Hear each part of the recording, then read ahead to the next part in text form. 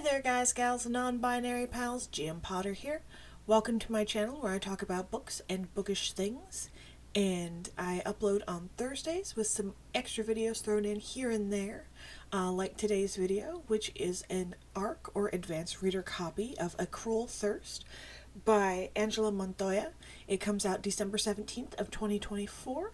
Thank you so much to NetGalley and Random House Children's and Joy Division, or not Joy Division, Joy Revolution for giving me a copy of this book in exchange for my honest review. All opinions are my own. Who else's would they be? Let's get into it.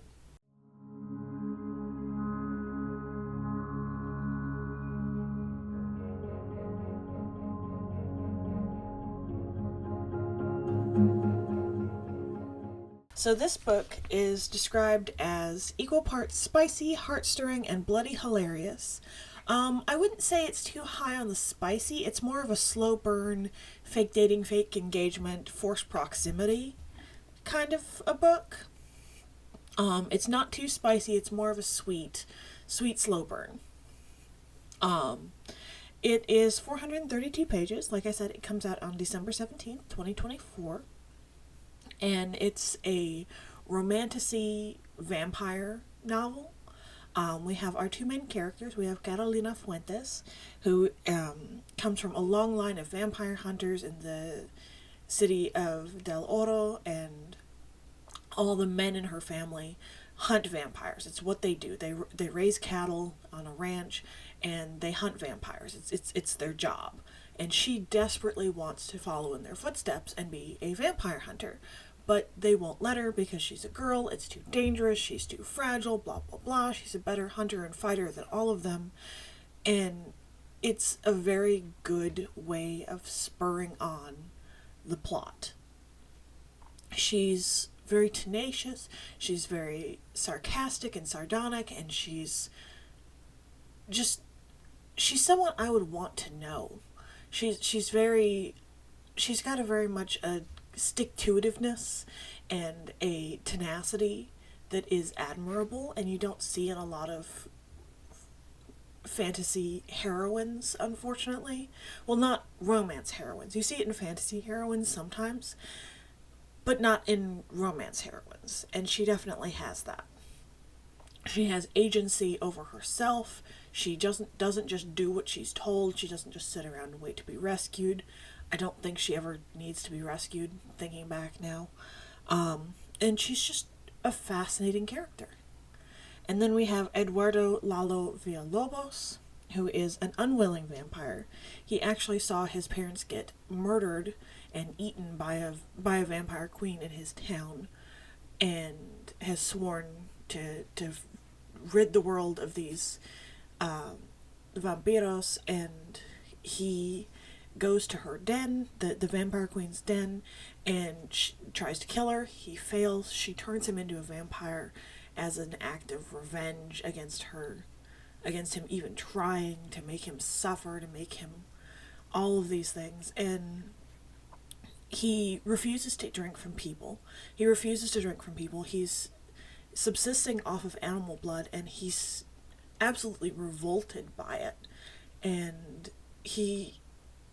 it isn't doing what it needs to do in his body. He's not healing well, he's not as fast or strong as he could be, because he's a vampire. He needs human blood. And so he travels to Del Oro to try and find the original vampire. This is where from all of his research, before he went after the vampire queen, who was just another drone. She wasn't the original one. Before he did that, he did all of this research, so he knows everything there is to know about vampires, he thinks.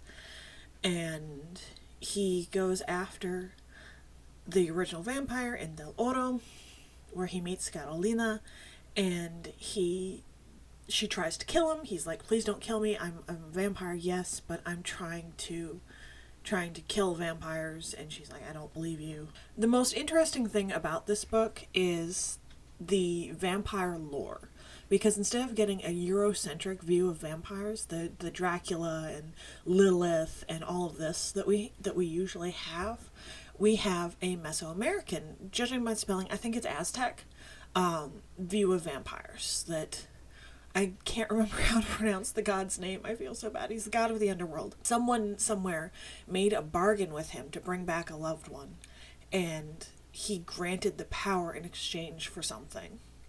And that's where vampires come from. That they're borrowing powers from a god. And because the god is cursed to live underground, sunlight hurts them, and because he lives underground, tree roots and wood hurts them, and so does obsidian because it's found in the earth, and there's also a river that separates El Cielo from the underworld, or heaven from the underworld, and so spring water hurts them. And so it's just a fascinating take on vampires, one that I hadn't seen before. Usually when you read vampire books, you get this Eurocentric. Every now and again you get Asian-centric vampires, not very often, but that's also a very different take, and this is different from either of those. That it's just fascinating, and I could stand to read 432 pages, which is how long this book is, of just vampire lore set in this world. Like, just backstory and lore. And the narrative structure, you have his chapters and her chapters, and you also get diary excerpts and newspaper excerpts and things like that interspersed between the chapters. And I could have stood to have more of that. More of these gossip columns and diary entries and things like that. So, yeah, it's absolutely fantastic in the best possible way. It's a wonderful book. I would give this book 5 of 5 stars. It is wholly worth reading. It's not as spicy as I was led to believe it would be, but honestly, I found that a little refreshing, that it wasn't just this depraved sexual tension vampire novel, that it was more sweet and more of a slow burn. And I really appreciated that. Joy Revolution is the imprint under Random House that is putting this out, and they seek to uplift writers who are people of color, and I think they did an amazing job in picking this book. I want more from this author. I want more in this universe. I just want more. So, like I said, thank you so much to NetGalley and Random House Children's, as well as The Joy Revolution and Angela Montoya, the author, for giving me a copy of this book in exchange for my honest review. All opinions are my own. Who else's would they be? Are there any books that you're looking forward to? Are there any books that you've pre-ordered? Are there any books that you're really excited about? I'd love to hear what you're reading, what you're wanting to read in the comments down below. Don't forget to like, share, and subscribe, and I'll see you in the next one. Bye.